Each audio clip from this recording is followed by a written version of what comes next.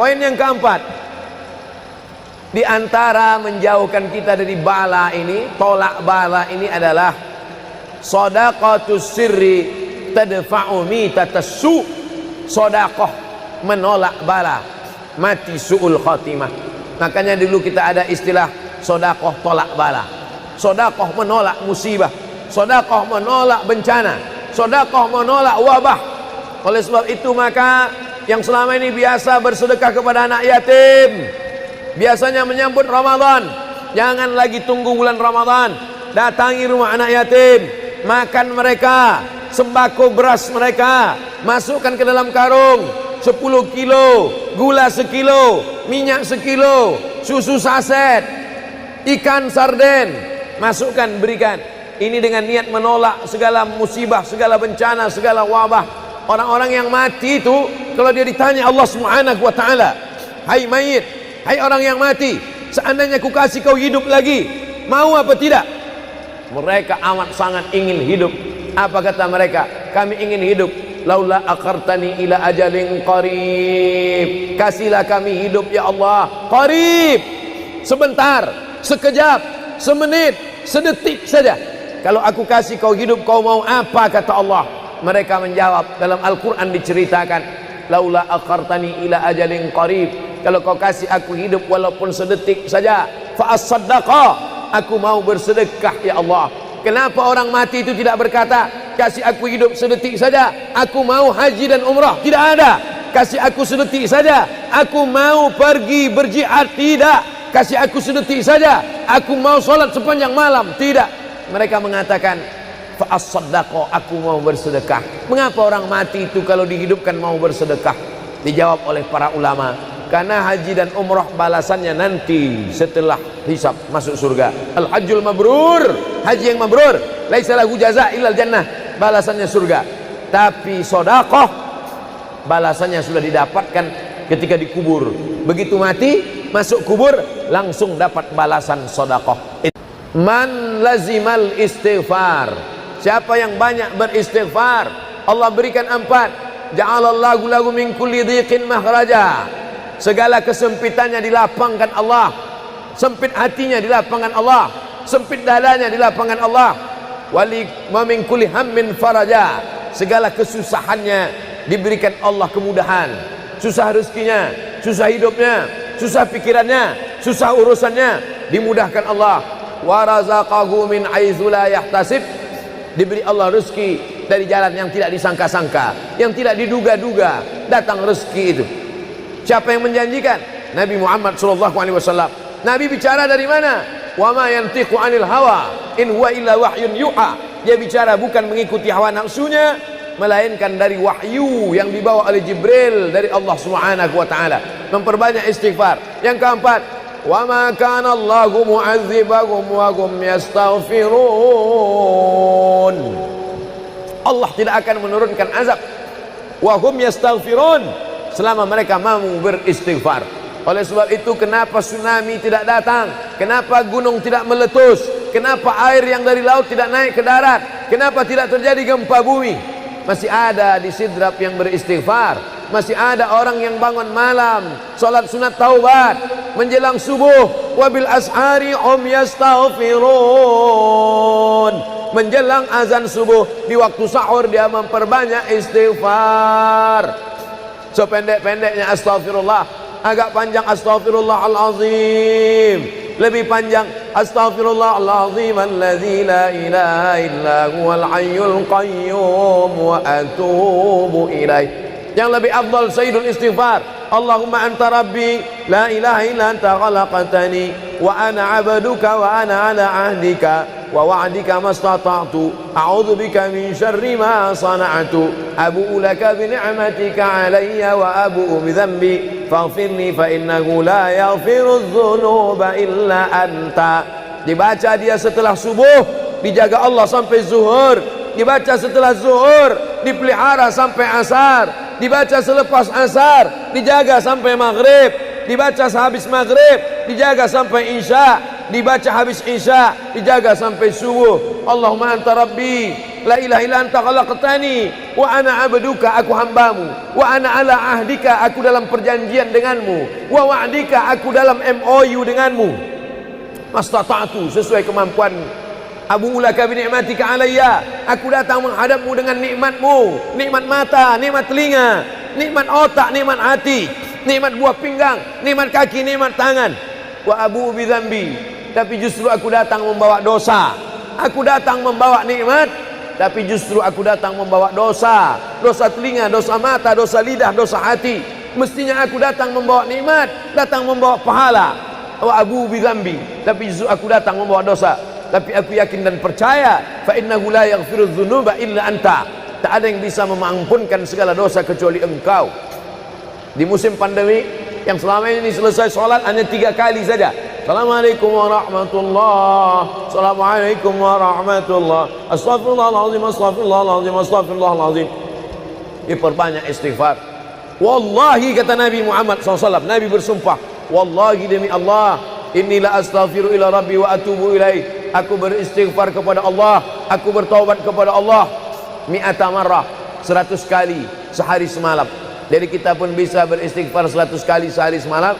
Kalau kita hitung jari kita ini sendinya ada 20, 1, 2, 3, 4, 5, 6, 7, 8, 9, 10, 11, 12, 13, 14, 15, 16, 17, 18, 19, 20. 20 sendi, habis sholat kita isi 20 istighfar, habis subuh 20, habis zuhur 20, habis asar 20, habis maghrib 20, habis isya 20, ditambah du'a 20, ditambah tahajud 20, ditambah witir 20, ditambah bangun tidur malam 20. Hanya sekali putaran tulang-tulang sendi. Kata Nabi, likulli sulama minkum sedekah, setiap tulang-tulang sendi ini mesti ada sedekahnya. Apa maksud sedekah tulang sendi? Sedekah orang kaya dengan uangnya, sedekah kita dengan sedekah tulang sendi. Astaghfirullahalazim, astaghfirullahalazim, astaghfirullahalazim, astaghfirullahalazim, astaghfirullahalazim. Allah menjanjikan balasan-balasan yang disampaikan oleh Nabi Muhammad sallallahu alaihi wasallam. Tapi di antara yang paling afdal di antara zikir ini semua adalah afdalul zikri la ilaha illallah. Tidak ada zikir yang paling afdal daripada la ilaha illallah. Maka kita baca la ilaha illallah, la ilaha illallah, la ilaha illallah, ditutup dengan kalimatu haqqin 'alaiha nahya, dengan itu kita hidup, wa 'alaiha namutu, dengan itu kita mati, wa bi'anu ba'asu, dengan itu kita akan dibangkitkan di padang mahsyar. Hidupnya dengan la ilaha illallah, matinya dengan la ilaha illallah. Kenapa disebut hidupnya dengan la ilaha illallah? Karena waktu awal hidupnya ayahnya mengazankan ke telinganya, asyhadu an la ilaha illallah. Itulah makna alaiha nahya, dengan itu kita hidup. Kenapa disebut alaiha namutu, dengan itu kita mati? Karena matinya ditalqinkan ke telinga sebelah kanan, la ilaha illallah. Matinya pun dengan la ilaha illallah. Wa bi'anu ba'atsu, nanti dia dibangkitkan di padang mahsyar juga dengan kalimat la ilaha illallah. Tapi jangan lupa, orang yang hanya berkata la ilaha illallah tidak diakui Islamnya. Orang yang hanya berkata la ilaha illallah tidak diterima amalnya sebelum dia sepasang dengan Muhammadur Rasulullah. Oleh sebab itu maka solawat, apalagi hari ini hari Jumat, Sayyidul Ayyam, kata Nabi, perbanyaklah solawat pada hari Jumat. Allahumma salli ala Sayyidina Muhammad wa ala ali Sayyidina Muhammad. Allahumma salli ala Sayyidina Muhammad wa ala ali Sayyidina Muhammad. Allahumma salli ala Sayyidina Muhammad wa ala ali Sayyidina Muhammad. Khusus pada hari Jumat. Hari yang lain kita bersolawat, tapi pada hari Jumat maka kita perbanyak solawat, solawat, solawat, solawat. Inna salatakum ma'rudatun alayya, solawat kamu dari rumah kamu, dari tempat kamu bersolawat. Solawat orang sidrap dibawa ke Masjid Nabawi, solawat orang sidrap dibawa ke makam Nabi. Allahumma salli ala Sayyidina Muhammad dari Masjid Agung Sidrap dibawa ke Masjid Nabawi di kota Al-Madinah Al-Munawwarah. Lalu kemudian sahabat bertanya, kaifa salatuna ma'rudatun alaika wa qad arimta, bagaimana solawat kami dibawa ke makammu padahal engkau sudah mati, meninggal dunia? Bukankah orang yang mati itu tidak hidup? Bukankah orang mati itu dimakan cacing tanah? Apa jawab Nabi? Innallaha harramal arda ajsadal anbiya. Allah mengharamkan tanah memakan jasad para nabi. Jadi sahabat Nabi itu rasional, sahabat Nabi itu berpikir, sahabat Nabi itu bukan hanya diam, sahabat Nabi itu bukan hanya nerima saja, sahabat Nabi itu bertanya, bagaimana mungkin salawat kami bisa dibawa ke makammu padahal kau sudah mati dimakan cacing tanah? Nabi menjawab, Innallaha harramal arda ajsadal anbiya. Allah mengharamkan tanah memakan jasad para nabi. Hari Jumat, pagi Jumat, petang Jumat, malam Jumat, memperbanyak salawat lebih daripada hari biasanya. Allahumma salli ala sayyidina Muhammad wa ala ali sayyidina Muhammad. Membaca surat Al-Kahfi. Man qara'a surat Al-Kahfi yaumal jumu'ati. Siapa yang membaca surat Al-Kahfi hari Jumat, pagi Jumat, siang Jumat, sore Jumat, malam Jumat, adha'a lahu min nur. Allah berikan dia cahaya, pencerahan, terang pandangannya, terang matanya, terang pikirannya, terang hatinya. Kalau sudah gelap, kita suntuk. Makanya anak kecil tidak boleh mati lampu.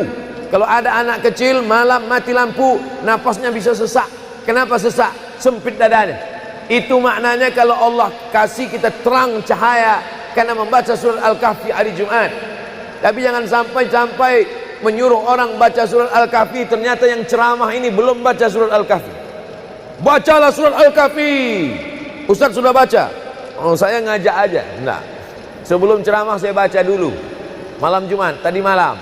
Habis sholat tahajud, duduk, baca surat Yasin, baca surat Al-Kahfi. Supaya waktu menyampaikannya plong.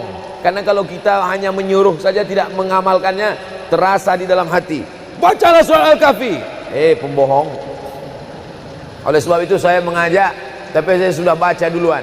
Man qara'a surat Yasin lailatal Jum'ah. Siapa yang membaca surat Yasin malam, tidak hanya malam Jumat. Man qara'a Yasin fi lailatin, tak ada disebut malam Jumat. Siapa yang baca surat Yasin pada suatu malam, malam Senin, malam Selasa, malam Rabu, malam Kamis, malam Ahad, malam Jumat, ghufira lahu, asbaha maghfuran lah. Waktu subuh dia sudah diampunkan Allah. Adapun surat Al-Kahfi tadi malam, malam Jumat, pagi Jumat, siang Jumat, sore Jumat, sampai nanti sebelum matahari tenggelam. Dan dari salat asar sampai matahari tenggelam, waktu mustajab untuk berdoa. Didoakan segala kebaikan-kebaikan. Sayyidul ayyam, induk dari segala hari. Berapa banyak orang amat sangat ingin hidup di hari ini, tapi meninggal kemarin sore. Berapa banyak amat sangat ingin hidup di bulan ini, tapi sudah didahului oleh ajal, janji kepada Allah Subhanahu wa ta'ala. Jangan ada sedetik pun waktu yang sia-sia, yang kosong hampa, tanpa kita isi dengan amal kepada Allah Subhanahu wa ta'ala. Man shalla alayya salatan, siapa yang bersolawat satu kali, sallallahu alaihi biha asyra, Allah balas 10 kebaikan.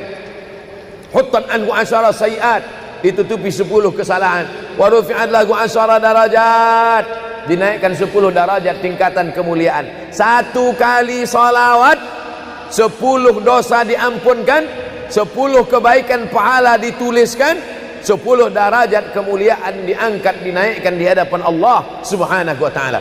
Oleh sebab itu maka hari ini kita perbanyak solawat, pertemuan solawat, berjumpa dengan orang bersolawat. Dan kita memang melakukan tradisi-tradisi itu. Ketika ada orang mau menikah bersolawat, anaknya akikah bersolawat, acara walimah bersolawat, khotib khutbah Jumat kalau tidak bersolawat batal Jumatnya. Orang yang sedang sholat kalau dia tidak bersolawat, menurut mazhab Syafi'i batal sholatnya. Orang yang berdoa kalau tidak bersolawat, doanya tergantung tidak dikabulkan Allah. Majlis kita kalau tidak ada solawat, maka majlis itu berubah menjadi majlis antanajifah, majlis mangkai, majlis busuk, majlis berbau. Oleh sebab itu tidak ada cara lain menolak ini semua adalah dengan cara bersolawat, solawat dan solawat. Itu poin yang ketiga. Poin yang keempat, di antara menjauhkan kita dari bala ini, tolak bala ini adalah shadaqatus sirri tadfa'u mitatas su'. Sedekah menolak bala, mati su'ul khatimah. Makanya dulu kita ada istilah sedekah tolak bala. Sedekah menolak musibah, sedekah menolak bencana, sedekah menolak wabah. Oleh sebab itu maka yang selama ini biasa bersedekah kepada anak yatim, biasanya menyambut Ramadan, Jangan lagi tunggu bulan Ramadan. Datangi rumah anak yatim, makan mereka, sembako beras mereka, masukkan ke dalam karung 10 kilo, gula sekilo, minyak sekilo, susu saset, ikan sarden, masukkan, berikan. Ini dengan niat menolak segala musibah, segala bencana, segala wabah. Orang-orang yang mati itu, kalau dia ditanya Allah Subhanahu wa ta'ala, hai mayit, hai orang yang mati, seandainya ku kasih kau hidup lagi, mau apa tidak? Mereka amat sangat ingin hidup. Apa kata mereka? Kami ingin hidup. Laula akhartani ila ajalin qarib. Kasihlah kami hidup ya Allah qarib, sebentar, sekejap, semenit, sedetik saja. Kalau aku kasih kau hidup, kau mau apa? Kata Allah. Mereka menjawab, dalam Al-Quran diceritakan, laula akhartani ila ajalin qarib.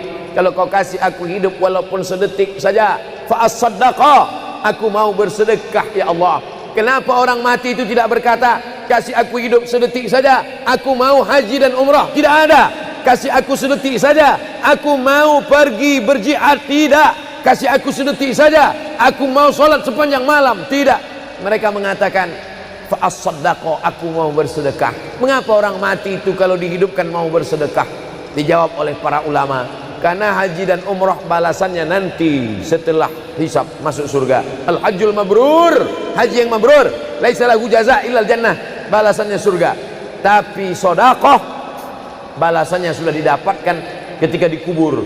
Begitu mati, masuk kubur, langsung dapat balasan sedekah. Itulah makanya kata Nabi, idza matal insan, kalau manusia mati, inqata'a, putus amalnya. Tapi ada yang tak putus, shadaqatun jariyah, sedekah yang mengalir. Belum bangkit dari kubur, belum padang mahsyar, belum hisab, belum timbangan amal, belum meniti titian siratal mustaqim, balasannya sudah nampak. Itu kehebatan sedekah dibandingkan amal yang lain. Oleh sebab itu sedekah ini luar biasa. Shadaqatus sirri tadfa'u mitatas su', sedekah menolak mati, su'ul khatimah, sedekah menolak bala. Man lazimal istighfar, siapa yang banyak beristighfar, Allah berikan 4. Ja'alallahu lahu min kulli dhiqin makhraja, segala kesempitannya dilapangkan Allah. Sempit hatinya dilapangkan Allah, sempit dadanya dilapangkan Allah. Wali wa min kulli hammin faraja, segala kesusahannya diberikan Allah kemudahan. Susah rezekinya, susah hidupnya, susah pikirannya, susah urusannya, dimudahkan Allah. Wa razaqahu min haitsu la yahtasib, diberi Allah rezeki dari jalan yang tidak disangka-sangka, yang tidak diduga-duga, datang rezeki itu. Siapa yang menjanjikan?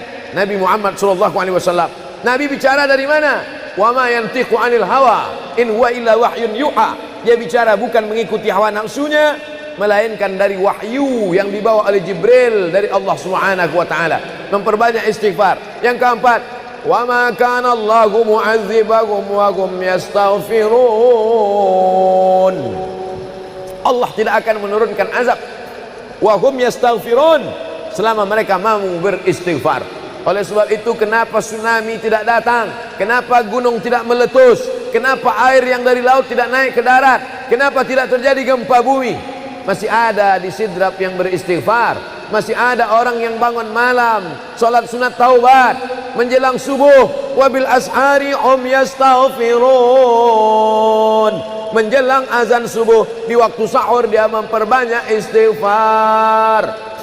Sependek-pendeknya astaghfirullah, agak panjang astaghfirullahalazim, lebih panjang astaghfirullahalazim alladzi la ilaha illa huwal hayyul qayyum wa atubu ilaih. Yang lebih afdal sayyidul istighfar, Allahumma anta rabbi la ilaha illa anta khalaqtani wa ana 'abduka wa ana 'ala 'ahdika wa wa'dika mastata'tu a'udzu bika min syarri ma sana'tu abu'u laka bi ni'matika 'alayya wa abu'u bi dhanbi faghfirli fa innahu la yaghfiru dzunuba illa anta. Dibaca dia setelah subuh, dijaga Allah sampai zuhur. Dibaca setelah zuhur, dipelihara sampai asar. Dibaca selepas asar, dijaga sampai maghrib. Dibaca sehabis maghrib, dijaga sampai isya. Dibaca habis isya, dijaga sampai subuh. Allahumma anta rabbi la ilaha illa anta khalaqtani wa ana abduka, aku hambamu, wa ana ala ahdika, aku dalam perjanjian denganmu, wa wa'dika, aku dalam MOU denganmu, mastata'tu, sesuai kemampuanmu. Abu ulaka bi ni'matika alayya, aku datang menghadapmu dengan nikmatmu, nikmat mata, nikmat telinga, nikmat otak, nikmat hati, nikmat buah pinggang, nikmat kaki, nikmat tangan. Wa abu bi dzambi, tapi justru aku datang membawa dosa. Aku datang membawa nikmat, tapi justru aku datang membawa dosa. Dosa telinga, dosa mata, dosa lidah, dosa hati. Mestinya aku datang membawa nikmat, datang membawa pahala. Wa abu bi dzambi, tapi justru aku datang membawa dosa. Tapi aku yakin dan percaya, fa innahu la yaghfiru dzunuba illa anta, tak ada yang bisa mengampunkan segala dosa kecuali engkau. Di musim pandemi yang selama ini selesai sholat hanya 3 kali saja. Assalamualaikum warahmatullah, assalamualaikum warahmatullah, astagfirullahaladzim, astagfirullahaladzim, astagfirullahaladzim. Diperbanyak istighfar. Wallahi, kata Nabi Muhammad SAW, Nabi bersumpah, wallahi demi Allah, inilah astaghfiru ila rabbi wa atubu ilaih, aku beristighfar kepada Allah, aku bertaubat kepada Allah, mi'ata marrah, 100 kali sehari semalam. Jadi kita pun bisa beristighfar 100 kali sehari semalam. Kalau kita hitung jari kita ini sendinya ada 20, 1, 2, 3, 4, 5, 6, 7, 8, 9, 10, 11, 12, 13, 14, 15, 16, 17, 18, 19, 20. 20 sendi, habis sholat kita isi 20 istighfar, habis subuh 20, habis zuhur 20, habis asar 20, habis maghrib 20, habis isya 20, ditambah doa 20, ditambah tahajud 20, ditambah witir 20, ditambah bangun tidur malam 20. Hanya sekali putaran tulang-tulang sendi. Kata Nabi, likulli sulama minkum sedekah, setiap tulang-tulang sendi ini mesti ada sedekahnya. Apa maksud sedekah tulang sendi? Sedekah orang kaya dengan uangnya, sedekah kita dengan sedekah tulang sendi. Astaghfirullahalazim, astaghfirullahalazim, astaghfirullahalazim, astaghfirullahalazim, astaghfirullahalazim. Allah menjanjikan balasan-balasan yang disampaikan oleh Nabi Muhammad sallallahu alaihi wasallam. Tapi di antara yang paling afdal di antara zikir ini semua adalah afdalu zikri la ilaha illallah. Tidak ada zikir yang paling afdal daripada la ilaha illallah. Maka kita baca la ilaha illallah, la ilaha illallah, la ilaha illallah, ditutup dengan kalimat haqqin alaiha nahya, dengan itu kita hidup, wa alaiha namutu, dengan itu kita mati, wa bi'anu ba'asu, dengan itu kita akan dibangkitkan di padang mahsyar. Hidupnya dengan la ilaha illallah, matinya dengan la ilaha illallah. Kenapa disebut hidupnya dengan la ilaha illallah? Karena waktu awal hidupnya ayahnya mengazankan ke telinganya, asyhadu an la ilaha illallah. Itulah makna alaiha nahya, dengan itu kita hidup. Kenapa disebut alaiha namutu, dengan itu kita mati? Karena matinya ditalqinkan ke telinga sebelah kanan, la ilaha illallah. Matinya pun dengan la ilaha illallah. Wa bi'anu ba'asu, nanti dia dibangkitkan di padang mahsyar juga dengan kalimat la ilaha illallah. Tapi jangan lupa, orang yang hanya berkata la ilaha illallah tidak diakui Islamnya. Orang yang hanya berkata la ilaha illallah tidak diterima amalnya sebelum dia sepasang dengan Muhammadur Rasulullah. Oleh sebab itu maka salawat, apalagi hari ini hari Jumat, Sayyidul Ayyam, kata Nabi, perbanyaklah salawat pada hari Jumat. Allahumma salli ala Sayyidina Muhammad wa ala ali Sayyidina Muhammad. Allahumma salli ala Sayyidina Muhammad wa ala ali Sayyidina Muhammad. Allahumma salli ala Sayyidina Muhammad wa ala ali Sayyidina Muhammad. Khusus pada hari Jumat. Hari yang lain kita berselawat, tapi pada hari Jumat maka kita perbanyak solawat, solawat, solawat, solawat. Inna salatakum ma'rudatun alayya. Solawat kamu dari rumah kamu, dari tempat kamu bersolawat. Solawat orang sidrap dibawa ke Masjid Nabawi. Solawat orang sidrap dibawa ke makam Nabi. Allahumma salli ala Sayyidina Muhammad dari Masjid Agung Sidrap dibawa ke Masjid Nabawi di kota Al-Madinah Al-Munawwarah. Lalu kemudian sahabat bertanya, kaifa salatuna ma'rudatun alaika wa qad arimta? Bagaimana salawat kami dibawa ke makammu padahal engkau sudah mati, meninggal dunia? Bukankah orang yang mati itu tidak hidup? Bukankah orang mati itu dimakan cacing tanah? Apa jawab Nabi? Innallaha harramal arda ajsadal anbiya. Allah mengharamkan tanah memakan jasad para nabi. Jadi sahabat Nabi itu rasional, sahabat Nabi itu berpikir, sahabat Nabi itu bukan hanya diam, sahabat Nabi itu bukan hanya nerima saja, sahabat Nabi itu bertanya, bagaimana mungkin salawat kami bisa dibawa ke makammu padahal kau sudah mati dimakan cacing tanah? Nabi menjawab, Innallaha harramal arda ajsadal anbiya. Allah mengharamkan tanah memakan jasad para nabi.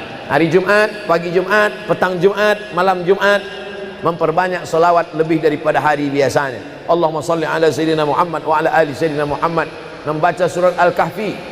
Man qara'a surat Al-Kahfi yaumal jumu'ati. Siapa yang membaca surat Al-Kahfi hari Jumat, pagi Jumat, siang Jumat, sore Jumat, malam Jumat, adha'a lahu min nur. Allah berikan dia cahaya, pencerahan, terang pandangannya, terang matanya, terang pikirannya, terang hatinya.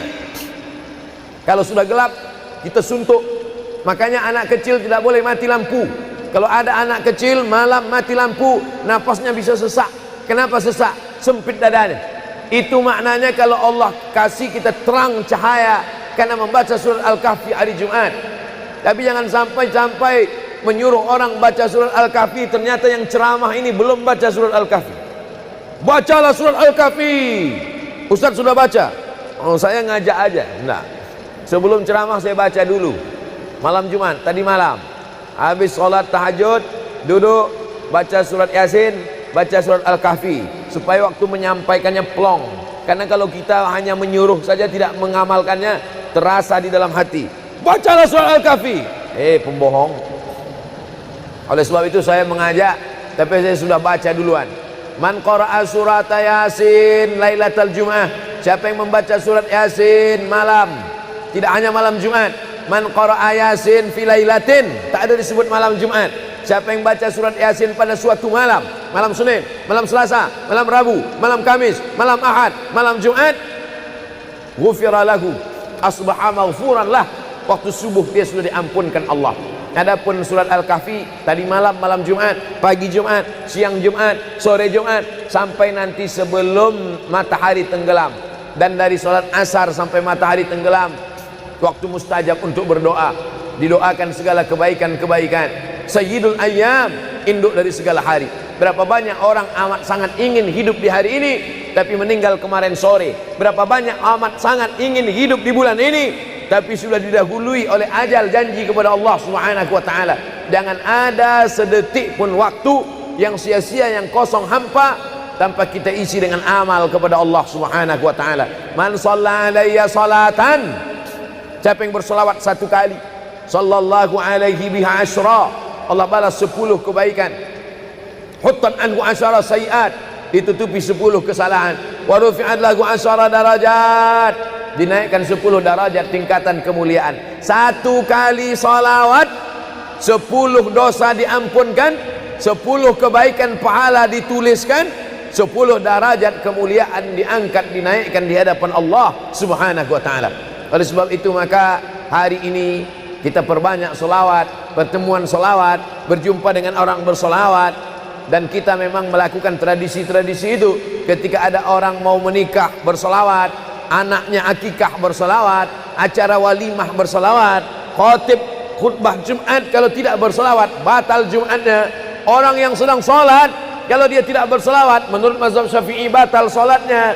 Orang yang berdoa kalau tidak bersolawat, doanya tergantung tidak dikabulkan Allah. Majlis kita kalau tidak ada solawat, maka majlis itu berubah menjadi majlis antanajifah, majlis mangkai, majlis busuk, majlis berbau. Oleh sebab itu tidak ada cara lain menolak ini semua adalah dengan cara bersolawat, solawat dan solawat. Itu poin yang ketiga. Poin yang keempat, di antara menjauhkan kita dari bala ini, tolak bala ini adalah shadaqatus sirri tadfa'u mitatas su. Sedekah menolak bala, mati su'ul khatimah. Makanya dulu kita ada istilah sedekah tolak bala. Sedekah menolak musibah, sedekah menolak bencana, sedekah menolak wabah. Oleh sebab itu maka yang selama ini biasa bersedekah kepada anak yatim, biasanya menyambut Ramadan, Jangan lagi tunggu bulan Ramadan. Datangi rumah anak yatim, makan mereka, sembako beras mereka, masukkan ke dalam karung 10 kilo, gula sekilo, minyak sekilo, susu saset, ikan sarden, masukkan, berikan. Ini dengan niat menolak segala musibah, segala bencana, segala wabah. Orang-orang yang mati itu, kalau dia ditanya Allah Subhanahu wa ta'ala, hai mayit, hai orang yang mati, seandainya ku kasih kau hidup lagi, mau apa tidak? Mereka amat sangat ingin hidup. Apa kata mereka? Kami ingin hidup. Laula akhartani ila ajalin qarib, kasihlah kami hidup ya Allah qarib, sebentar, sekejap, semenit, sedetik saja. Kalau aku kasih kau hidup, kau mau apa? Kata Allah. Mereka menjawab, dalam Al-Quran diceritakan, laula akhartani ila ajalin qarib, kalau kau kasih aku hidup walaupun sedetik saja, fa as-saddaqa, aku mau bersedekah ya Allah. Kenapa orang mati itu tidak berkata, kasih aku hidup sedetik saja, aku mau haji dan umrah? Tidak ada. Kasih aku sedetik saja, aku mau pergi berjihad? Tidak. Kasih aku sedetik saja, aku mau sholat sepanjang malam? Tidak. Mereka mengatakan, fa'as-saddaqa, aku mau bersedekah. Mengapa orang mati itu kalau dihidupkan mau bersedekah? Dijawab oleh para ulama, karena haji dan umrah balasannya nanti setelah hisab masuk surga. Al-hajjul mabrur, haji yang mabrur, laisa lahu jaza illal jannah, balasannya surga. Tapi sedekah balasannya sudah didapatkan ketika dikubur. Begitu mati masuk kubur langsung dapat balasan sedekah. Itulah makanya kata Nabi, idza matal insan, kalau manusia mati, inqata'a, putus amalnya. Tapi ada yang tak putus, shadaqatun jariyah, sedekah yang mengalir. Belum bangkit dari kubur, belum padang mahsyar, belum hisab, belum timbangan amal, belum meniti titian siratal mustaqim, balasannya sudah nampak. Itu kehebatan sedekah dibandingkan amal yang lain. Oleh sebab itu sedekah ini luar biasa. Shadaqatus sirri tadfa'u mitatas su', sedekah menolak mati su'ul khatimah, sedekah menolak bala. Alhamdulillah, Allahumma salli ala Sayyidina Muhammad wa ala ali Sayyidina Muhammad.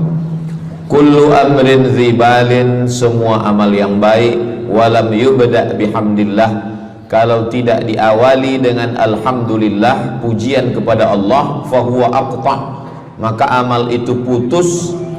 Makna putus, putus sampai di dunia saja, tak boleh dibawa sebagai bekal menghadap Allah. Maka kita ingin amal kita malam ini tidak putus, maka kita awali dengan alhamdulillahi rabbil alamin. Setiap majelis kalau tidak disebut namanya, maka majelis itu antanajifah, majelis yang busuk, majelis bau, majelis bangkai. Maka kita sebut namanya, Allahumma salli ala Sayyidina Muhammad wa ala ali Sayyidina Muhammad. Laisa minna, bukan golongan kami, kata Nabi SAW. Man lam yarham saghirana, sesiapa yang tidak sayang kepada budak anak kecil, walam ya'rif syarafa kabirina, tidak hormat kepada orang tua, maka dia tidak diperakui sebagai umat Nabi Muhammad SAW. Semua anak-anak muda-muda, belia-belia yang saya sayangi, para alim ulama, tuan-tuan guru, datuk-datuk, datin-datin, semua yang berhadir ini insyaallah dimuliakan Allah Subhanahu wa taala. Amin ya rabbal alamin. Tajuk kita malam ini 8 keutamaan orang yang bersedekah menurut Al-Qur'an dan sunnah Nabi Muhammad sallallahu alaihi wasallam. Keutamaan yang pertama, kalau orang mati itu ditanya, apakah kamu mau hidup lagi? Maka orang mati itu menjawab, tapi belum ada orang yang mati hidup lagi. Macam mana kita boleh tahu dia menjawab? Sebab diceritakan Allah dalam Al-Quran. Apa kata mereka? A'udzubillahi minasyaitonirrajim. Laula akhartani ila ajalin qarib, kalaulah kami yang sudah mati ini diberi masa lagi, ajal masa, qarib pendek, sikit, kejap.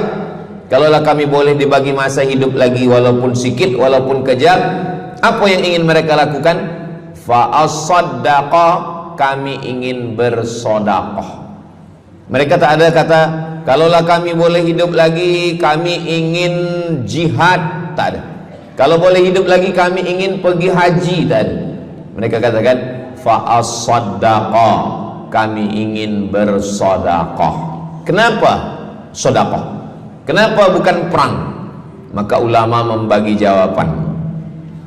Karena kalau haji itu balasannya nanti di surga. Wal hajjul mabrur laisa lahu jazaa'un illal jannah. Haji mabrur balasannya surga nanti selepas hari kiamat. Tapi kalau sedekah, balasan pahalanya diperolehi ketika di alam kubur. Itulah kenapa orang-orang yang mati itu ingin kalau hidup lagi, fa'as-saddaqa, mereka ingin bersedekah. Sedekah, hampir semua kata-kata dalam bahasa Arab itu asalnya 3 huruf. Sedekah. Sedekah artinya benar. Shadaqallahul azim, maha benar Allah. Sedekah artinya benar. Kalau memang benar betul iman kita, mana buktinya? Buktinya adalah dengan bersedekah. Itulah kenapa sedekah itu disebut dengan sedekah, tanda iman itu benar. Karena untuk menggerakkan lidah bercakap sangat mudah. Apa kata pepatah orang Melayu? Lidah tak bertulang. Mudah saja menggerakkan. Asyhadu an la ilaha illallah wa asyhadu anna Muhammadar Rasulullah. Kalau memang benar betul cakap, mana buktinya? Buktinya adalah sedekah. Lelaki mengatakan saya cinta kepada kamu. Senang saja nak mengatakan cinta. Tapi apa bukti, proof, mana memang betul cinta? Maka dia mesti bagikan sedekah. Kalau yang tadi itu sedekah, kalau ini namanya sadaq. Sadaq artinya mahar. Mahar pernikahan lelaki dengan perempuan, aku nikahkan engkau dengan anak saya dengan memberikan cincin emas dan gelang rantai tunai. Itulah dia sadaq, tanda bukti cinta dia kepada seorang perempuan. Sadaqah, benar. As-sidqu, sidik, benar. As-siddiq, orang yang benar. Maka disebut dia dengan Abu Bakar Siddiq, kerana dia benar memberikan emas sebesar batu waktu dibawa pergi hijrah bersama Nabi Muhammad SAW. Maka dia disebut dengan Siddiq kerana dia benar imannya dengan memberikan sedekah. Tapi ada makna siddiq yang lain. Ketika yang lain mendustakan Nabi, tak percaya kepada Isra Mi'raj, dialah orang yang percaya, maka disebut dia dengan siddiq. Siddiq dari kata sadaq, benar. Karena iman dia yang benar. Mana bukti, proof bahwa iman dia benar? Dia bersedekah, membagikan emasnya sebesar batu. Nama dia Abu Bakar Siddiq. Nama ayah dia Abu Quhafah. Ayah dia tak Islam. Apa kata ayah dia? Habislah emas Abu Bakar itu dibawa Muhammad sallallahu alaihi wasallam. Anak Abu Bakar itu namanya Asma. Asma, mana emas ayah kamu? Dah habis dibawa Muhammad. Dia benci betul dengan Nabi Muhammad. Datang Asma, dia ambil batu, dia masukkan ke dalam kain. Kata Asma, emas ayah tu masih ada dalam kain, Datuk. Lalu Abu Quhafah memegang. Abu Quhafah ni buta, dia tak nampak. Oh ya, masih ada lagi. Rupanya emas itu sudah dibawa hijrah bersama Rasulullah sallallahu alaihi wasallam. Makanya kata Nabi, "Lau anfaqa ahadukum mithla Uhudin zahaban." Seandainya ada di antara kamu yang boleh berwakaf emas walaupun sebesar Bukit Uhud. Bukit Uhud itu panjangnya 7 km. Seandainya ada di antara kamu yang boleh berwakaf emas sebesar Bukit Uhud, itu tak sampai setengah tapak tangan Sayyidina Abu Bakar Siddiq. Kenapa? Sebab kalau sekarang ada orang bersedekah banyak, memanglah sekarang sudah aman. Tapi masa itu masa susah, masa payah, Abu Bakar Siddiq menunjukkan bukti keimanannya. Ini keutamaan yang pertama menurut Al-Quran. Kenapa orang bersedekah? Kerana orang-orang mati, kalau dia boleh bagi tambah umur hidup lagi, mereka berkata, fa'as-saddaqa, kami ingin bersedekah. Itu yang pertama. Yang kedua, sampai berapa nih? Sampai 8. Tadi saya dibagi tahu Ustadz sampai 8. atau tak pun sampai 8, kalau dah habis 60 menit habis. Yang kedua, idzas sama'um fatarat, langit terbelah, wa idzal kawakibun tasarat, planet bertembung, berjatuhan, wa idzal biharu fujirat, lautan diletupkan, tsunami namanya, wa idzal quburu bu'athirat, semua yang dikubur dibangkitkan. Selepas itu kita pun bangkit dari kubur. Innama amruhu idza arada syai'an ayyakula lahu kun fayakun. Bila kita bangkit, tak ada atap, tak ada dinding, tak ada pokok kayu, semua gunung-gunung macam bulu kambing dihembus angin. Wa takunul jibalu kal ihnil manfush, macam bulu kambing dihembus angin. Di mana kita bernaung, di mana kita berlindung? Kata Nabi sallallahu alaihi wasallam. Ini yang kedua.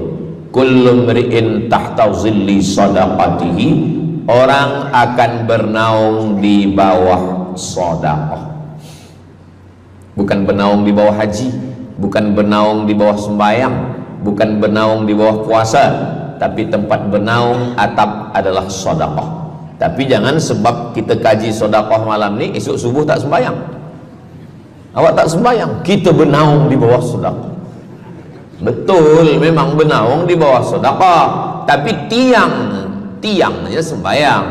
As-salatu imaduddin, sembahyang, salat itu adalah tiang daripada agama. Maka tempat kita berlindung, tempat kita bernaung nanti adalah sedekah. Ada yang tenggelam kerana peluh saking panasnya, ada yang tenggelam kerana peluh sampai ke lutut, ada sampai ke pinggang, ada sampai ke leher, ada yang tenggelam habis. Tapi ada orang yang merasa sejuk, selesa. Kenapa? Kullu mri'in tahta zilli sadaqatihi, orang akan bernaung di bawah sedekah. Orang-orang yang membina masjid, macam mana mahalnya masjid, jutaan ringgit, maka ketika dia mati menghadap Allah Subhanahu wa taala, semua kepanasan, semua terik matahari sejengkal dari ubun-ubun kepala. Tapi ada orang yang tahta zilli sadaqatihi, dia akan bernaung di bawah sedekah. Mudah-mudahan panjang umur, Allah bagi kita rezeki supaya kita boleh bernaung di bawah sedekah kita nanti insyaallah. Kita masa siang 12 jam, malam 12 jam, tapi di akhirat nanti 50,000 sanah, 50,000 tahun, belum tentu lagi diputuskan di pengadilan Allah Subhanahu wa taala. Datang orang menghadap Nabi Adam, wahai Adam, kami sudah kepanasan, kami tak tahan di padang mahsyar ini. Kata Nabi Adam, saya malu menghadap Allah. Dulu kata Allah, la taqraba hadhihi syajarah, jangan dekati pokok kuldi, fatakuna minaz zalimin, nanti engkau jadi orang zalim. Fa azallahumas syaitan, tapi digoda syaitan. Lalu kemudian Nabi Adam bertaubat. Doa yang paling tua doa Nabi Adam, Rabbana zalamna anfusana wa illam taghfir lana wa tarhamna lanakunanna minal khasirin. Datang mereka menghadap kepada Nabi Nuh.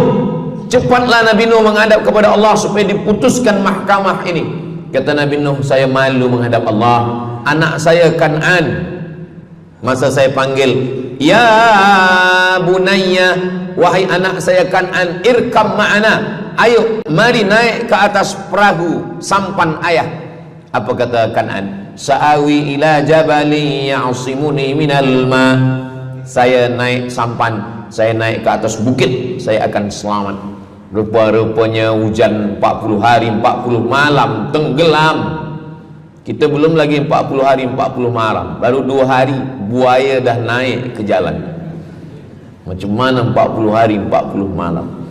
Maka saat itu, saat anaknya Kan'an akan tenggelam, apa kata Nabi Nuh? Ya Rabbi, ya Allah, inna bni min ahli, itu anakku ya Allah. Allah marah. Apa kata Allah? Innahu laisa min ahlik, dia bukan anakmu. Innahu amalun ghairu salih, karena amal dia tak baik. Nabi Nuh malu menghadap Allah. Datang mereka kepada Nabi Musa alaihissalam. Kata Nabi Musa, saya pun malu menghadap Allah kerana perbuatan Bani Israel, umat saya jahat. Mereka datang menghadap Nabi Isa. Kata Nabi Isa, saya malu menghadap Allah kerana mereka menyembah saya selepas saya meninggalkan mereka. Pada akhirnya mereka datang menghadap Sayyidina wa Maulana wa Syafi'ina Muhammad sallallahu alaihi wasallam. Hanya Nabi Muhammad lah yang berani menghadap Allah. Sebab apa? Sebab dia umatnya.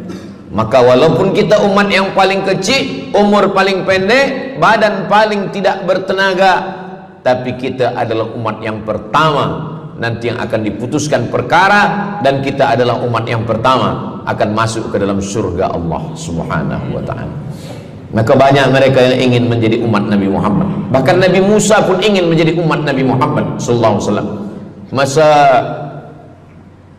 Umar bin Khattab datang membawa lembaran-lembaran Taurat, Nabi berkata, "Apa itu wahai Musa?"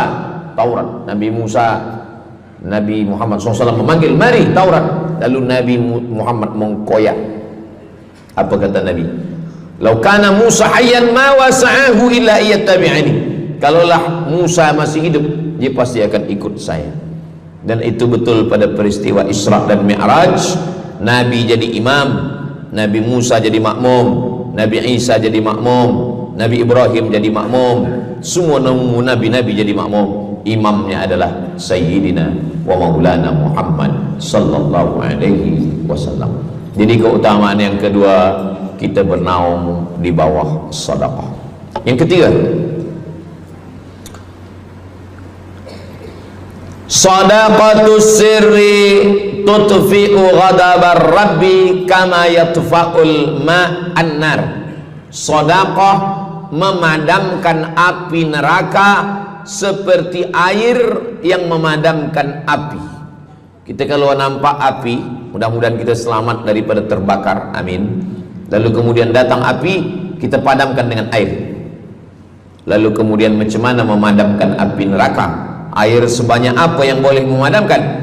Maka kata Nabi SAW, keutamaan yang ketiga adalah sadaqatus sirri tutfi'u ghadabar rabbi, sedekah memadamkan api neraka.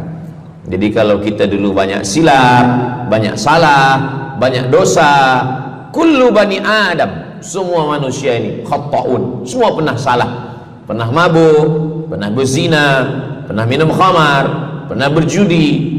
Kalaupun dia tidak buat dosa yang zahir, pernah hasad, pernah dengki, busuk hati. Maka ketika itu macam mana memadamkan murka Allah dengan istighfar, memadamkan dengan sembahyang solat sunat taubat? Ada satu cara lagi. Dengan cara apa?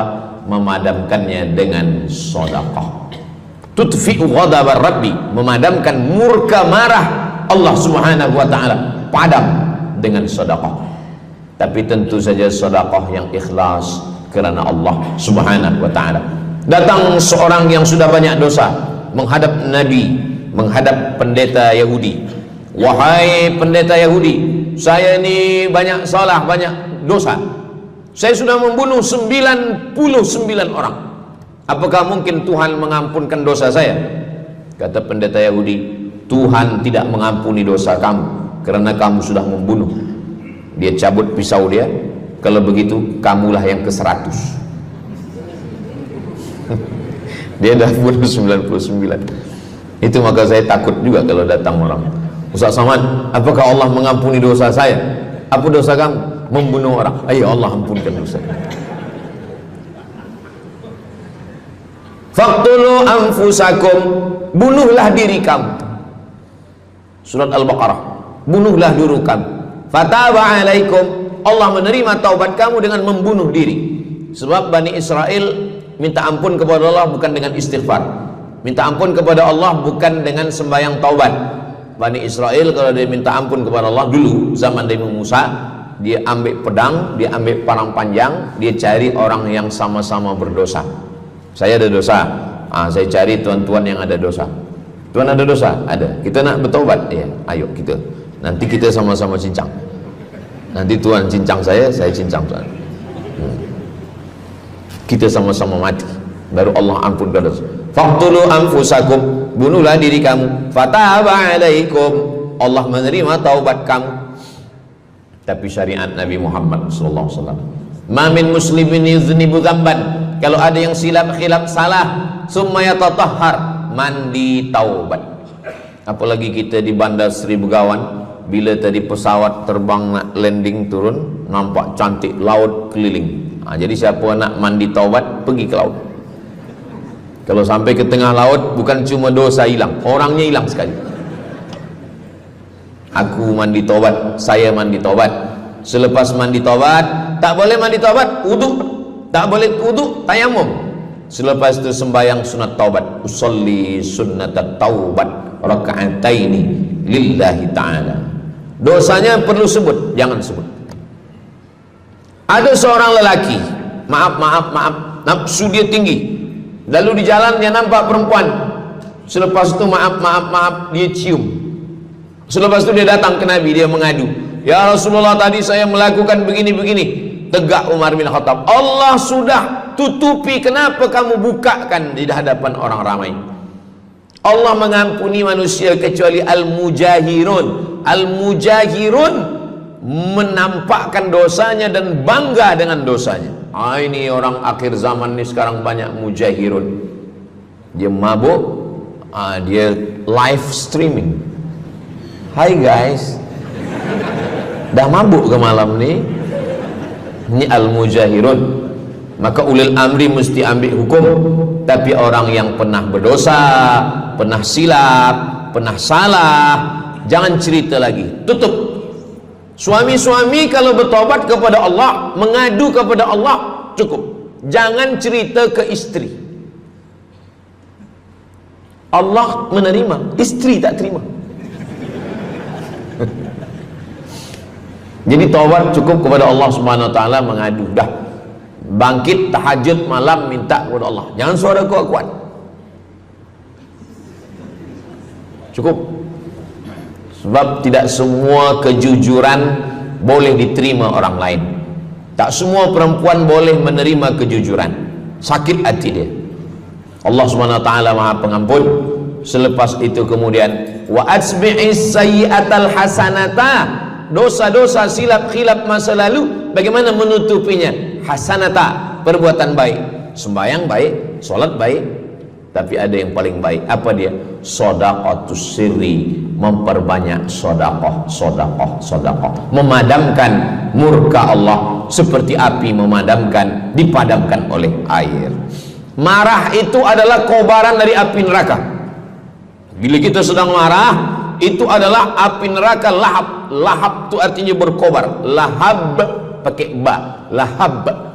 Sebab saya pernah juga lalu di satu jalan, ada rumah makan, restoran Abu Lahab, pakai P, lahab, mungkin lahab, makan lahab.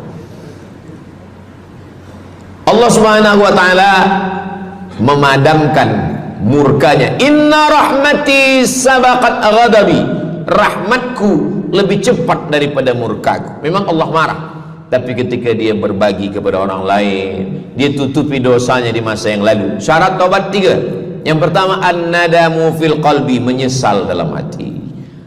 Yang kedua, al-iqraru bil lisani, nyatakan dengan lisan astaghfirullahalazim.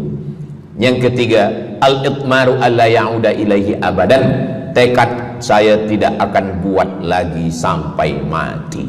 Namanya taubat nasuha. Nasuha 3 huruf. Nasoha artinya menyaring madu.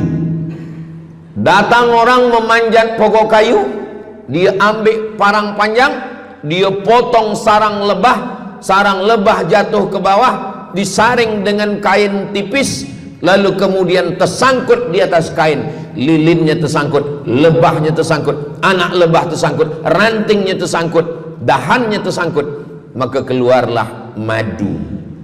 Itu bahasa Arabnya namanya nasuha. Apa makna nasuha? Menyaring dosa-dosa sehingga yang tinggal hanya amal soleh. Yang sampah-sampah tersangkut. Sekarang susah nak minum madu yang asli, banyak palsu. Macam mana Ustaz, saya ni suka spesihat minum madu. Apa tanda madu ni asli? Bawa pulang ke rumah. Kalau istri marah, itu asli.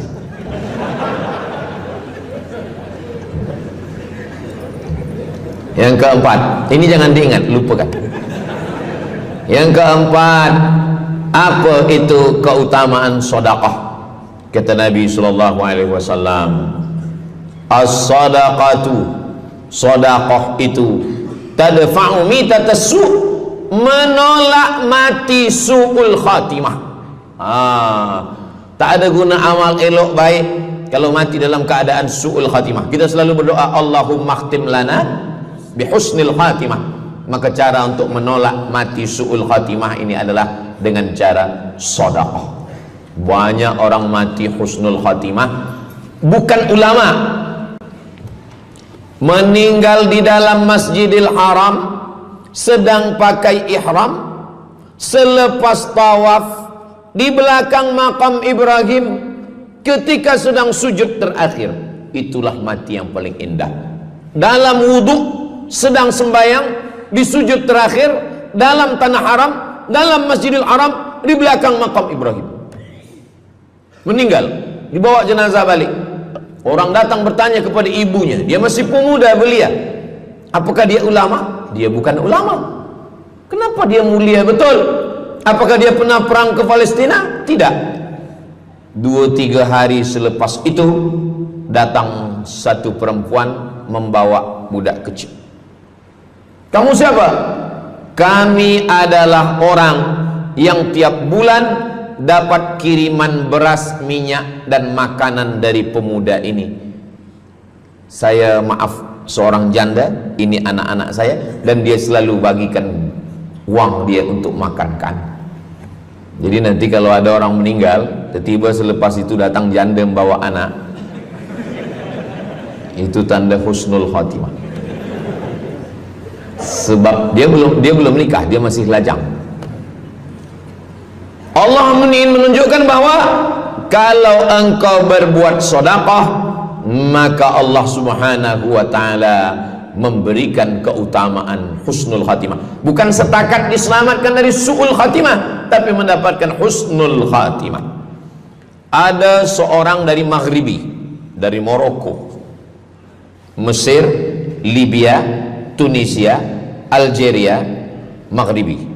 Orang Maghribi ini bermimpi. Dalam mimpinya dia berjumpa dengan Nabi Muhammad SAW.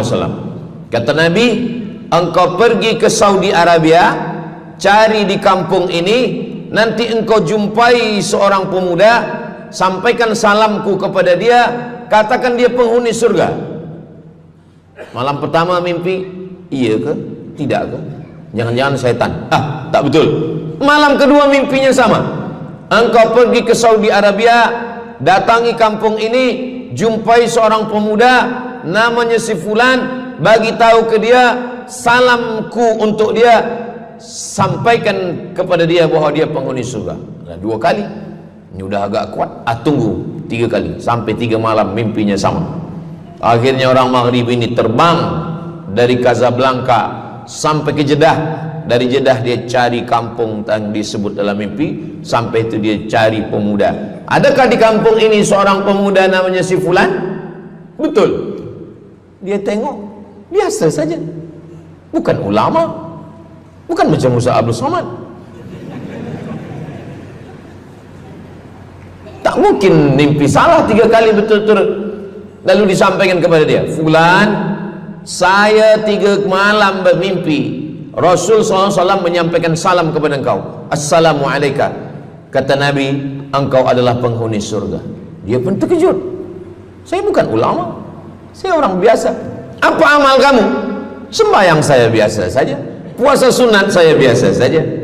Hanya saja saya tak pernah menyimpan hasad dendam, dan saya selalu membagikan uang kepada fakir miskin, anak yatim dan du'afa. Selepas mendapatkan itu dia pun menangis, dia pun bersedih karena dia merasa dia tak layak dicintai, karena dia masa banyak silap, banyak salah. Rupanya rahmat Allah itu turun bukan kepada orang yang alim tapi sombong, bukan kepada orang yang kaya tapi takbur, tapi kepada orang yang hatinya hancur berkeping karena takut kepada Allah Subhanahu wa ta'ala. Selepas itu dia pun meninggal dalam keadaan husnul khatimah setelah mendapatkan janji dari Rasulullah sallallahu alaihi wasallam. Apa maknanya? bahwa kalau kita tak boleh sembahyang sampai tegak lutut bengkak, kalau kita tak tergolong orang yang rajin puasa sunat berhari-hari, kalau kita bukan orang yang kuat berjihad fisabilillah, maka carilah satu pintu. Pintu itu bernama babus sedekah. Karena banyak yang sudah melaluinya dan mereka dimuliakan Allah, diselamatkan daripada su'ul khatimah. Yang berapa? Kelima. Saya sebetulnya ingat, saya nak cuba aja. Kalau jamaah masih ingat, itu maknanya mereka masih konsen lagi, masih sedar. Kalau dah terserah Ustaz lah nama berapa, kami pun dah tak balik ke dalam. Yang kelima, dawu mardakum bis sadaqah. Yang kelima, dawu mardakum bis sadaqah. Obati orang yang sakit di antara kamu dengan sedekah. Datang seorang lelaki yang lututnya bernanah menemui Imam Abdurrahman ibnu Mahdi. Wahai Imam Abdurrahman bin Mahdi, lutut saya ni bernanah tak sihat-sihat. Kata Imam Abdurrahman bin Mahdi, saya ingat satu hadis Rasulullah, dawu mardakum bis sadaqah. Cuba engkau cari kampung yang di kampung itu tak ada air, kamu buat perigi. Di kampung saya namanya perigi. Lalu dia pun pergi ke kampung yang tak ada air, dia galikan perigi. Selepas itu sehari, 2 hari, 3 hari, sepekan, sebulan, lutut dia sihat kering. Dia datang lagi kepada Imam Abdurrahman ibnu Mahdi. Alhamdulillah Imam Abdurrahman ibnu Mahdi, lutut saya sudah sihat. Apa hubungan lutut dengan sedekah? Rupanya setiap orang yang mengambil air untuk minum, untuk berwudu, untuk mandi, untuk memasak, selepas itu mereka berdoa, ya Allah, berikanlah kebaikan kepada orang yang sudah membagikan air ini. Ad-du'a silahul mu'min, doa senjatanya orang beriman. Kisah ini ada dalam kitab Sa'ah wa Sa'ah, Ajaib wa Taraif. Semua ada saatnya. Beberapa kisah-kisah yang ajaib diceritakan oleh Syekh Abu Amr Al-Misri dalam judul buku Sa'ah wa Sa'ah, Gharaib wa Taraib. Sudah diterjemahkan ke dalam bahasa Melayu, judulnya Semua Ada Saatnya. Nama penerjemahnya Abdul Somad. Boleh dicari di google.com. Semua ada saat. Lalu kemudian saya sampaikan hadis ini di masjid. Dawu mardakum bis sadaqah. Obatilah orang yang sakit di antara kamu dengan sedekah. Selepas itu saya turun dari masjid, saya pergi ke kereta, di parking. Datang seorang jamaah. Memang yang Ustaz sampaikan tadi betul. Kata saya, memang betul. Takkan saya sampaikan tak betul? Apa maksud awak? Betul. Istri saya kena sakit kista sebesar duit di dalam rahim dia. Kata doktor, ini mesti diambil, kalau tidak dia makin besar. Tapi kalau diambil, dicabut, operate, nanti akan tercabut rahim sekali. Dan kalau rahim tercabut, maka nanti tidak boleh mengandung. Mendengar itu istrinya menangis, suaminya tersenyum. Yang senyum budak kecil pula. Lalu kemudian rupanya istri dia tahu tentang hadis Nabi, dawu mardakum bis sadaqah. Obatilah orang yang sakit dengan bersedekah. Maka dia pun bersedekah. Selepas itu mereka pergi lagi medical check up ke hospital. Sampai di hospital dicek USG, rupanya kista tu makin kecil dan hilang. Doktor tu pula bertanya balik, awak makan apa? Saya makan nasi, kata dia. Minum apa? Minum teh tarik.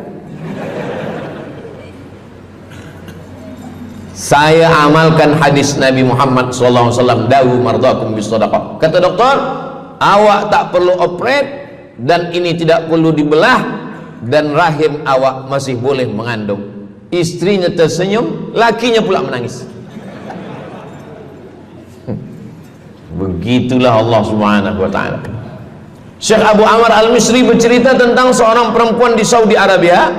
Dia pergi ke Amerika Kata dokter di Amerika, kamu sudah balik ke rumah, makan kenyang, tidur lelap. Nanti kalau puan-tuan pergi hospital, lalu dokter bercakap, balik ke rumah, makan kenyang, tidur lelap, itu maknanya malaikat maut dah dekat, tak ada obat. Maka dia pun balik ke Saudi Arabia, dia ambil harta dia sedekah, dia sisa, dia bagikan baki sikit untuk ahli waris. Selepas itu last kali dia pergi lagi ke Amerika, last medical check up. Apa kata dokter di Amerika? Kami sudah cek, kamu sihat walafiat. Banyak sekali orang-orang yang diberikan Allah Subhanahu wa taala keutamaan dengan sedekah, mukjizat, bahwa Nabi SAW sudah meninggal dunia, tapi mukjizatnya masih ada sampai akhir zaman ini. Di antaranya adalah dawu mardakum bis sadaqah, obatilah orang yang sakit di antara kamu dengan bersedekah. Yang ketujuh, yatsba'ul mayyita salasun, yang mengiringi mayat orang mati ke liang lahat ada tiga. Yang pertama, mal, bahasa Arabnya mal, orang kita menyebut mall, harta. Yang mengiringi manusia ke liang lahat, yang pertama maluhu, harta. Yang kedua ahluhu, istri, anak, menantu, kawan, jiran, sahabat. Yarji'usnani, yang dua ni balik ke rumah, anak balik, istri balik, kereta balik, semua balik. Wa yabqa wahidun, yang kekal hanya satu. Apa dia? Yang kekal hanya satu, itulah dia sedekah. Sedekah lah yang kekal. Itulah kenapa orang-orang meninggal dunia. Kita di atas dunia ini, kata Nabi, baina sittin wa sab'in. Kita hidup di atas dunia ini antara sittin, 60, sab'in, 70. 60, 70, 60, 70. Kalau umur 30, ada berjumpa jamaah umur 30 yang dia soal, dah berbini kah? Dah bini? Belum. Oh. Awak dah menikah? Belum. Apa belum nikah lagi? Kejap lagi Ramadan. Takkan jaga subuh? Macam mana nak sembahyang? Macam mana nak sahur? 30. Bila 40, soalan sudah berubah. Saya ni diabetes, saya ni kolesterol, saya ni. Bila masuk 50, dah mula tanya, saya ni rabun, tak nampak lagi. Bini pun kadang tak nampak. Bini orang nampak. Bila 60, mendengar tazkirah Ustaz Somad, kunci satu, jangan tersinggung. Ada beberapa jamaah tersinggung, balik meninggal. Bukan kerana tersinggung, memang ajal dah sampai. Jadi, Ustaz umur berapa? Saya lahir 18 hari bulan Mei 1977. Umur rasa 27. Umur ini bukan masalah angka, tapi masalah rasa.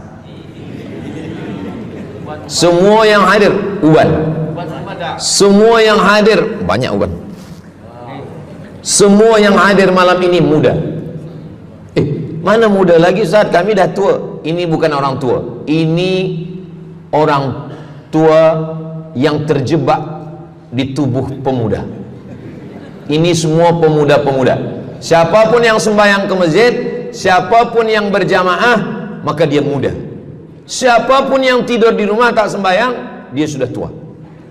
Lautan kan kuseberangi, gunung kan kudaki, masjid kulalui. Ini orang tua semua. Jadi tua dan muda itu bukan masalah usia, bukan masalah umur, tapi masalah perasaan kita. Saya kalau ditanya orang, umur Ustaz berapa? Qamariyah apa Syamsiah? Muharram Safar apa Januari Februari? Jadi masalah umur ini, insya Allah kita semua dibagi Allah kesihatan. Amin ya rabbal alamin. Yang sakit-sakit diangkat Allah penyakitnya. Amin. Jadi kata Nabi SAW, semuanya tinggal. Wa yabqa wahidun, yang tinggal hanya satu. wa amaluhu. Di antara amal adalah sedekah. Itu yang ketujuh. Nabi meninggal umur 63 tahun. Abu Bakar Siddiq 63 tahun. Imam Syafi'i lahir 150, meninggal 204. Imam Syafi'i lahir di Gaza, Palestina. Semoga Allah menolong saudara kita di Palestina. Imam Syafi'i lahir di Palestina, di Gaza 150 Hijrah. Meninggal di Fustat, Kahirah, Mesir 204. Imam Syafi'i umurnya hanya 54 tahun. 50 muda. Tapi Imam Syafi'i berada di alam barzah 204, sekarang sudah 1447, 1447 tahun. Apa maknanya? Berarti Imam Syafi'i di alam kubur sudah 1200 tahun. Soalan, lebih lama di atas tanah atau di dalam tanah? Lebih lama di alam barzah. Di alam rahim 9 bulan 10 hari. Di alam dunia 63 tahun. Kalau sampai di alam kubur menunggu hari kiamat. Imam Syafi'i sudah 1200 tahun. Tapi setiap detik, setiap menit, setiap jam, dari maghribi sampai ke Nusantara, semua orang menyebut nama Syafi'i, Syafi'i, Syafi'i, Syafi'i. Setiap kampung ada nama orang Syafi'i. Setiap kawasan ada nama orang Syafi'i. Begitulah mulianya Imam Syafi'i. Kita, seandainya kita mati, berapa lama lagi kita di alam barzakh? Dulu ada yang mengatakan kiamat 2012, rupanya tak jadi. Kan ada filmnya, kiamat 2012, Steven Spielberg. Tak jadi. Yas'alunaka 'anis sa'ati ayyana mursaha. Mereka bertanya kepadamu tentang hari kiamat. Qul, katakan, la ya'lamuha illa hu. Yang tahu hanya Allah Subhanahu wa ta'ala. Pikirkan, kalau kita mati, apa yang akan mengalir? Rumah kita dijual, anak kita dibagi-bagi kepada ahli waris. Kereta kita dijual semuanya. Tapi orang yang membina masjid di Brunei Darussalam, masjid dah cantik-cantik, besar-besar, elok-elok. Tadi kami cerita tentang Muslim yang ada di Kamboja, yang ada di Vietnam, yang ada di Myanmar, kesusahan, kepayahan, yang ada di Palestina. Itu kalau kita tolong, mengalir sampai hari kiamat. Kita fikirkan apa yang akan mengalir selepas kita mati menghadap Allah Subhanahu wa ta'ala. Di antara yang pasti mengalir, anak belum tentu. Waktu kita hidup dia soleh, selepas kita mati dia stres. Na'udzubillah. Mudah-mudahan anak-anak kita semua anak-anak yang soleh-soleh. Tapi yang pasti adalah sedekah. Maka kita siapkan sedekah menolong agama Allah Subhanahu wa ta'ala. Yang ke-8, kata Nabi SAW, idza matal insan, hadisnya ada dalam Sahih Muslim. Idza matal insan, ada orang yang membaca hadis ini idza mata ibnu Adam. Idza mata ibnu Adam itu tarjamah, bukan bunyi teks. Bunyi teksnya idza matal insan, kalau manusia mati, inqata'a, putus. Tapi banyak yang salah faham tentang hadis nih. Kamu malam ini tak ada buat kenduri orang mati, tak ada baca doa, tak ada baca yasin, tak ada baca tahlil. Idza matal ibnu Adam, kalau manusia sudah mati, putus. Jangan kirim-kirim doa lagi. Banyaklah soalan ke saya, Ustaz Abdul Somad, ya, macam mana kalau orang sudah mati tak ada anak, lalu siapa yang mendoakan dia? Kata saya, yang mendoakan dia saya. Allahumma ighfir lahu warhamhu wa'afihi wa'fu anhu. Siapa yang akan bacakan Al-Fatihah untuk dia? Saya akan bacakan Al-Fatihah. Saya tengok muka dia macam ragu. Dia tak percaya Fatihah ini sampai. Siapa yang tak percaya Fatihah sampai, saya tak marah. Sebab ni masalah yang ghaib. Siapa yang tak percaya Yasin itu sampai, siapa yang tak percaya Fatihah itu sampai, saya tak marah. Bagi saja nama semua lengkap dengan bin. Nanti bila mati saya kirim. Bila tak sampai, cepat-cepat bagi tahu. Idza matal insan, kalau manusia mati, inqata'a amaluhu, yang putus tu amal dia, amal yang mati itu. Misal ini ada orang mati, namanya Abdul Somad. Nanti kalau saya sebut nama lain tersinggung pula. Ada orang mati namanya Abdul Somad. Idza matal insan, kalau Abdul Somad ni mati, inqata'a amaluhu, maka yang putus tu amal dia. Amal Abdul Somad ni yang putus. Amal orang Brunei untuk Abdul Somad putus atau tak putus? Tidak putus. Datang berita, mereka tengok di Instagram Abdul Somad, Ustadz Abdul Somad Official. Bagi yang belum follow, cepat follow. Dapat berita Ustadz Somad sudah meninggal. Orang Bandar Seri Begawan, semua orang Brunei mengirimkan Al-Fatihah, mereka sholat gaib. Sampai apa tak sampai? Sampai. Jadi mana yang putus itu apa maknanya? Amal dia putus, amal orang mati ini putus. Amal orang hidup kepada yang mati tak putus. Saya ulang sekali lagi, yang putus itu amal orang mati. Amal orang mati putus. Apa maksud amal orang mati putus? Kepada muslimin muslimat, sila datang ke masjid yang akan membagi tazkirah almarhum Abdul Somad. Itu mana putus, mana boleh tazkirah lagi. Orang mati itu amalnya putus, tapi amal orang hidup untuk orang mati tidak putus. Kalau memang putus, kenapa ada amalnya yang tak putus? Ada amal dia yang tak putus. Ini Abdul Somad mati dia, amal dia semuanya putus, tapi ada amal dia yang tak putus. Pertama, shadaqatun jariyah. Sedekah itu kan amal dia, tak putus. Sedekah dia bina masjid dia, sedekah dia tahfiz Quran. Budak-budak tahfiz Quran itu menghafal Quran, jadi tuan guru, punya murid, punya pondok, maka tak putus. Amal dia tapi tak putus. Yang kedua, ilmun yuntafa'u bih, mengajar dia, diamalkan orang, tak putus. Waladun salihun, anak soleh. Anak soleh itu maksudnya, anak soleh itu kan amal dia. Itu yang banyak orang yang tak paham. Macam mana amal soleh macam mana amal soleh itu amal kita? Macam mana anak soleh itu amal kita? Kalau istri, mohon maaf, kalau istri awak cuma awak tengok saja, apakah mungkin dia hamil? Itu dah payah betul dah menjelaskan. Maknanya anak kita itu amal kita. Maka kalau kita mati, dia tetap mengalir. Bukan berarti doa orang lain tak sampai. Ini banyak orang salah faham. Selepas orang meninggal, tak usah baca doa lagi, tak usah Allah maafir lahu lagi, tak usah baca Yasin lagi, tak sampai.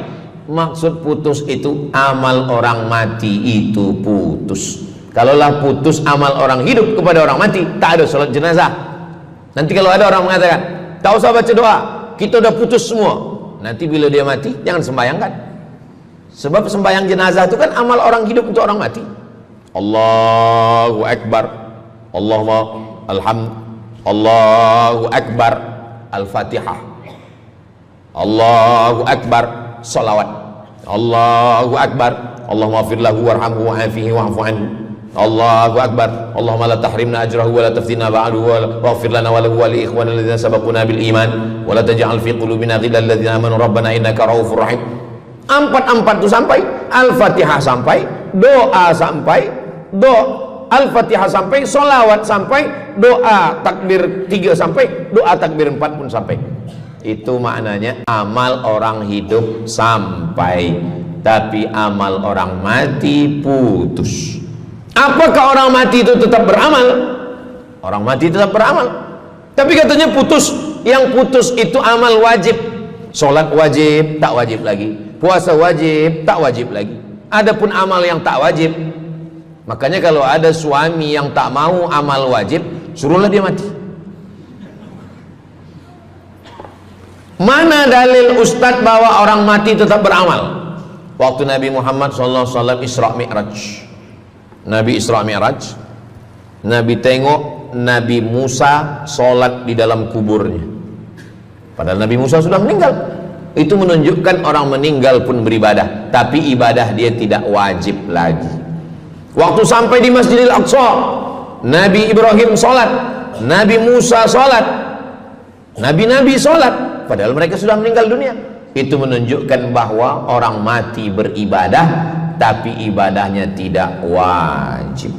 Yang kita wajib ini hanya dari akil baligh sampai kita mati. Siapa yang wajib sembahyang? Akil baligh. Siapa yang wajib puasa? Akil baligh. Siapa yang wajib haji? Akil baligh mampu. Ada orang akil, ada orang baligh tapi tak akil. Umur 15 tahun, 20 tahun, 30 tahun, baligh, umurnya sampai, tapi tak akil, tak ada akal. Rufi'al qalam, kertas, pena dia terangkat, tak mencatat. Ada 3 orang yang penanya tak mencatat. Yang pertama, anis sobi hatta yahtalim, budak kecil sampai dia mimpi akil balik. Yang kedua, anin naim hatta yastayqiz, orang tidur sampai dia terjaga. Yang pertama, budak kecil sampai akil balik. Maka kalau nak nakal waktu kecil itulah. Menyesal saya Ustaz, waktu kecil dulu baik-baik. Yang kedua, anin naim hatta yastayqiz, orang tidur sampai dia jaga tidur. Makanya kalau nak buat dosa waktu tidurlah. Ada seorang suami tidur, selepas itu dia terjaga, dia katakan ke istri dia, Adinda, buah hati belayan jiwa, siang dan malam terbayang-bayang, makan tak kenyang, tidur tak lelap. Abang bermimpi malam tadi. Mimpi apa? Mimpi berbini lagi. Kata istri dia, engkau tidur lagi, mimpi lagi, ceraikan dia. Macam mana nak tidur lagi? Begitulah. Tapi perempuan ini tak ada di Brunei, di kampung saya. Sini baik-baik. Orang tidur dia tidak boleh dihukum, sebab mimpi kita tak boleh buat-buat. Anil naim hatta yastayqiz, orang tidur sampai dia jaga tidur. Anil majnun hatta yafiq, orang gila sampai sehat. Orang gila tak diambil hukum, tak wajib sembahyang, tak wajib puasa. Itu maka kadang isteri kalau ada lelaki tak sembahyang, abang ni gila ke? Kata, aku tergila-gila dengan kamu sayang. Jadi siapa yang wajib? Macam mana dengan orang yang pikun, hilang ingatan? Hilang ingatan bila dari mula zuhur azan sampai waktu asar habis, ingatan dia hilang, maka dia tak wajib sembahyang. Tapi bila dia ingat sekejap, dia wajib lagi. Itu pula masalahnya Ustaz. Laki saya ni hilang ingatan waktu sembahyang saja. Lepas tu ingat balik. Balik, berakal. Kata orang, kalau sudah tua kita mengalami namanya demensia. Manusia, demensia, amnesia. Amnesia tak ingat apa-apa, semua lupa. Itu maka kita bila nak pergi kemana-mana guna helmet, sebab bila kepala ni terantuk lupa. Ada kawan saya, dia hafaz Quran 30 juz, ceramah tazkirah kemana-mana, bawa kereta jatuh. Kata dia banyak ayat-ayat yang hilang, maka aku kalau sembahyang ayat pendek-pendek.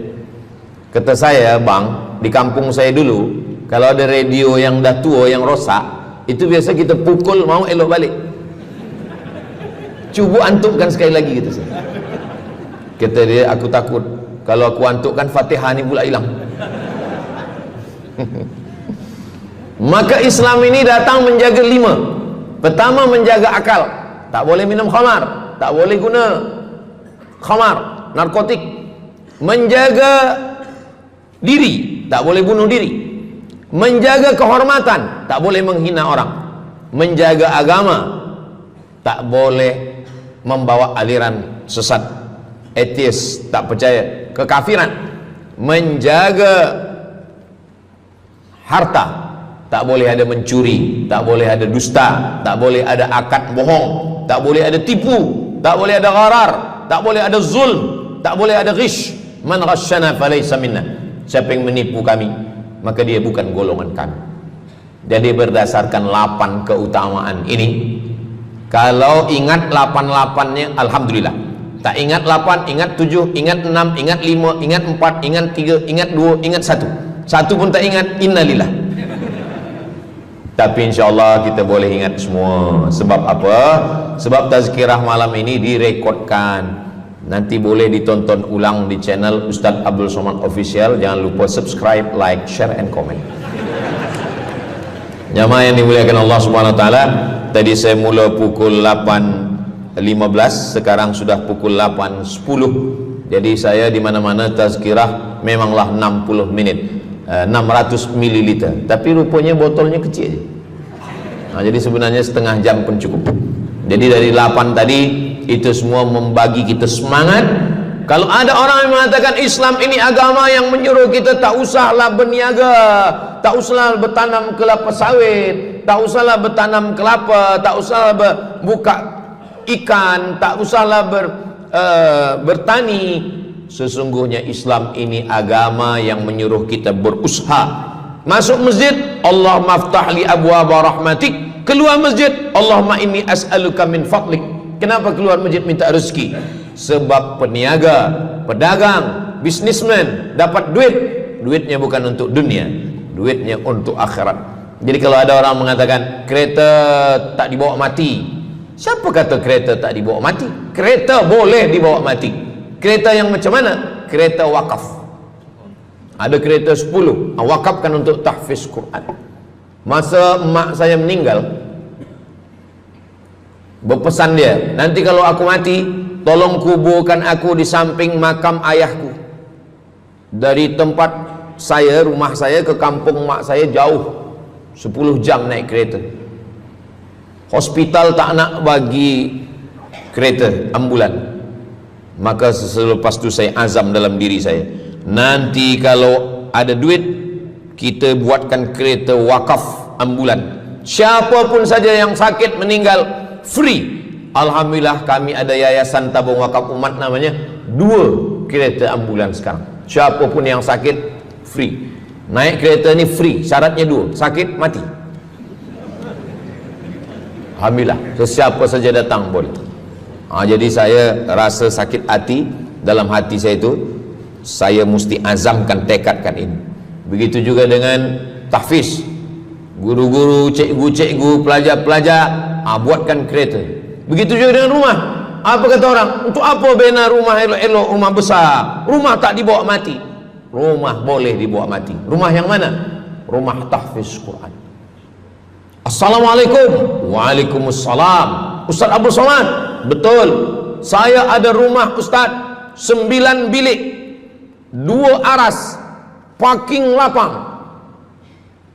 Rumah siapa? Tak tahu. Ini rumah siapa Tuan? Tuan Haji. Rumah saya. Tuan Haji di mana sekarang? Saya di Surabaya, Ustaz Abdul Somad.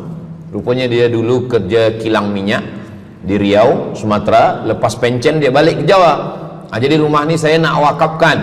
Wakafkan sekarang kami buat rumah tahfiz Quran. Pagi, petang, siang, malam orang hafaz Quran. Ini rumah boleh. Jadi kalau ada orang mengatakan tak usahlah cari harta banyak-banyak, harta tak dibawa mati. Harta dibawa mati dengan syarat diwakafkan, diinfakkan, disedekahkan. Yang paling tinggi zakat wajib. Di bawah zakat wakaf. Wakaf mesti ada 4. Orang yang berwakaf, orang yang menerima wakaf, harta yang diwakafkan, ada ijab dan qabul. Di bawah wakaf infak. Di bawah infak baru sedekah. Kenapa infak lebih tinggi daripada sedekah? Sebab infak adalah harta, sedangkan sedekah tak harta pun sedekah. Senyum itu sedekah. Makanya yang kalau ada box di depan masjid, box di tepi jalan, itu yang tepat ditulis box infak, jangan box sedekah. Sebab kalau box sedekah nanti orang senyum aja. Tabassumika fi wajhi akhika sedekah, senyummu ke wajah saudaramu adalah sedekah. Tolong untuk dibaca Ustadz.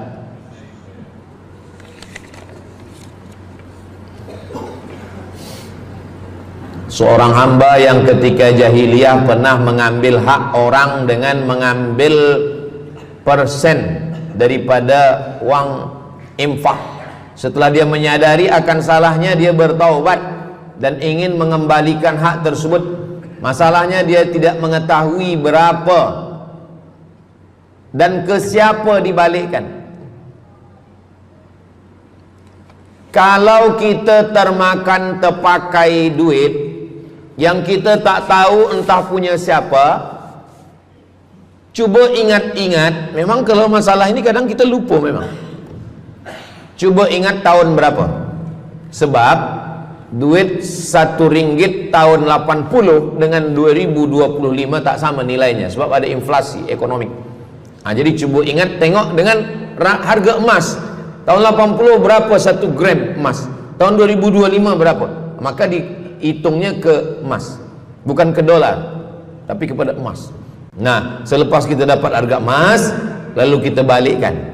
Misalkan tahun 80 RM100 itu 3 gram. Maka yang sekarang kita tidak balikkan RM100, tapi kita balikkan sekarang 2025 dengan 3 gram emas. Berapa harga 3 gram emas? Selepas itu kita balikkan. Kalau kita tak tahu orangnya di mana, anak cucunya, ahli warisnya tak tahu, maka kita serahkan kepada masalih ammah. Masalih ammah artinya kepentingan umum. Pendidikan tahfiz Quran, sekolah, tempat anak yatim, tempat duafa fakir miskin, ke masjid, boleh. Tapi kalau kita bawa duit haram, duit tak jelas, kita serahkan saja. Datang, tuan guru bagi dah. Jangan sebut pula, tuan guru ni ada beberapa duit haram saya nak bagi ni. Serahkan. Begitu juga dengan orang yang menyimpan uang di bank yang bukan Islamic bank. Syukran, jazakumullah khair. Lalu kemudian dia duduk di negeri yang tak Islam, lalu kemudian dia letakkan di bank yang tak Islamik. Maka duit ini ada fawaid, ada bunganya. Riba, haram. Kalau dia simpan di rumah, dia takut hilang. Duit ini tak boleh dia makan, tak boleh dia belikan ke pakaian, tak boleh dia bagikan ke orang lain. Maka dia serahkan kepada masalih ammah. Begitu kata Syekh Yusuf Al-Qardawi dalam kitab judulnya Fatawa Mu'asirah, fatwa-fatwa kontemporer, fatwa modern. Jadi masalih ammah, kepentingan umum, bukan untuk diri sendiri. Orang terhalang doanya sebab 3. Mat'amuhu haram, makanannya haram. Masrabuhu haram, minumannya haram. Malbasuhu haram, pakaiannya haram. Wadhiya bil haram, dibagi makan haram.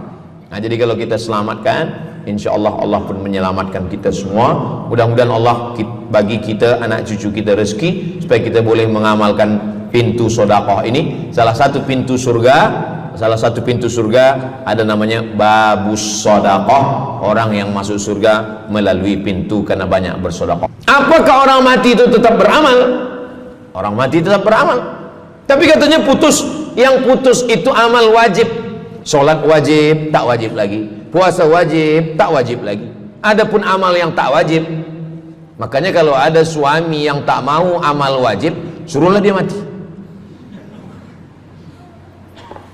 Mana dalil Ustadz bahwa orang mati tetap beramal? Waktu Nabi Muhammad SAW Isra Mi'raj, Nabi Isra Mi'raj, Nabi tengok Nabi Musa sholat di dalam kuburnya. Padahal Nabi Musa sudah meninggal. Itu menunjukkan orang meninggal pun beribadah, tapi ibadah dia tidak wajib lagi. Waktu sampai di Masjidil